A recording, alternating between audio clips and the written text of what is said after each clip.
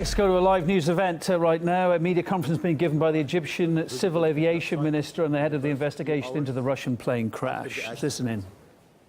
The armed forces guarded the site of the wreckage. The flight recorders, black boxes, were recovered on the same day, and the bodies of the victims were recovered and taken to hospitals in Cairo.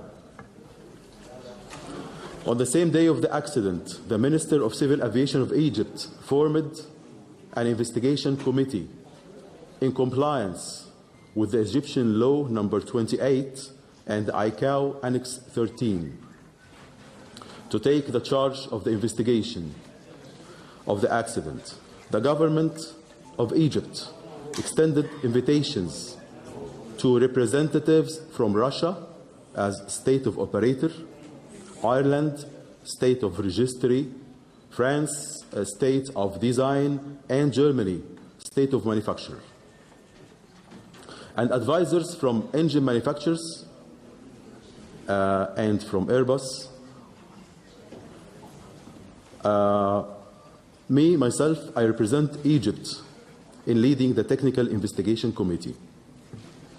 Egyptian Air Force operated 5 flights to the crash site, carrying various members of investigation team, including Egyptian investigators and all other state investigators involved. The investigators examined and photographed what was found, including recording the coordinates of each major piece. It is planned that the committee will conduct further visits to the accident site in the incoming days. The investigation team are composed of 47 investigators as follows. From Egypt, we have 29. From Russia, 7. From France, 6. From Germany, 2. And from Ireland, 3.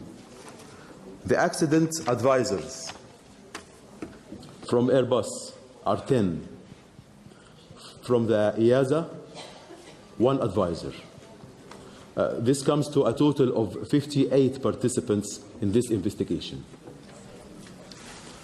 To meet all technical needs and requirements, 5 subgroups were created as follows. 1, recorders group. 2, accident site group. 3, operations, responsible for crew, for air traffic control, for airline information and metrology. 4, aircraft and systems. 5, medical and for forensic. This is the 5th one.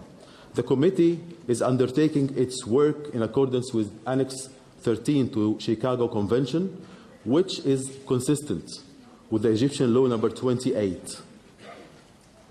All groups who are working in parallel are currently in the information gathering phase. We are still in the information gathering phase. Since Wednesday, visits to the accident site were hampered by bad weather. As soon as the weather improves, future visits will be arranged. The wreckage will be recovered to a safe and secure place in Cairo for further examination for each part, during which metallurgy specialists will be involved. The committee will recover the aircraft system computers, which have a special non-volatile memory. Observations of the committee until today.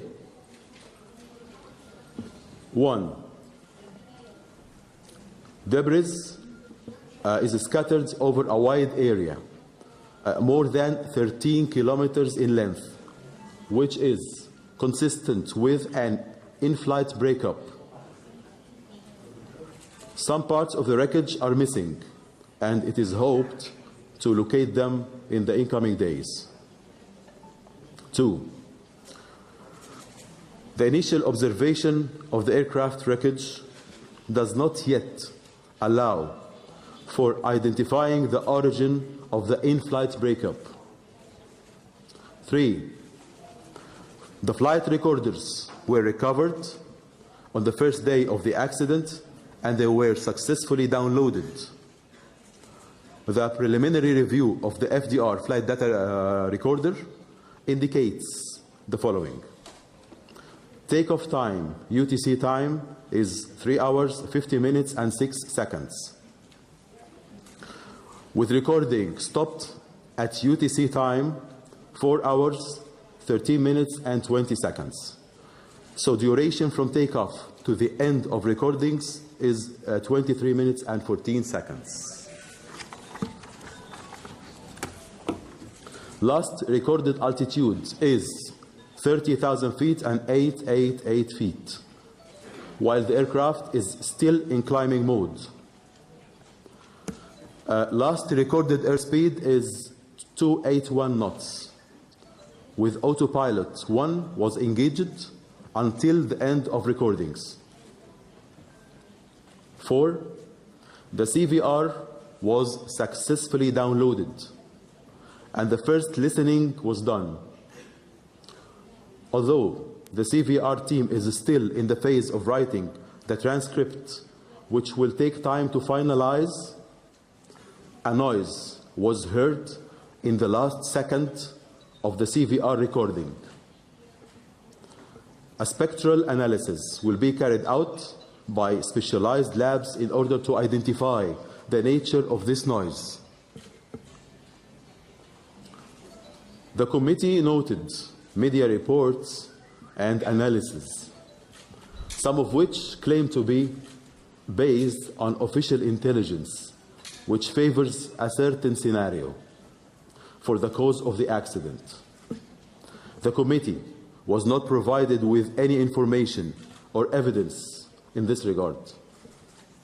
The committee urged the sources of such reports to provide it with all information that could help us to undertake our mission. 6. The committee is considering with great attention all possible scenarios for the cause of the accident and did not reach till the moment any conclusion in this regard. Thank you.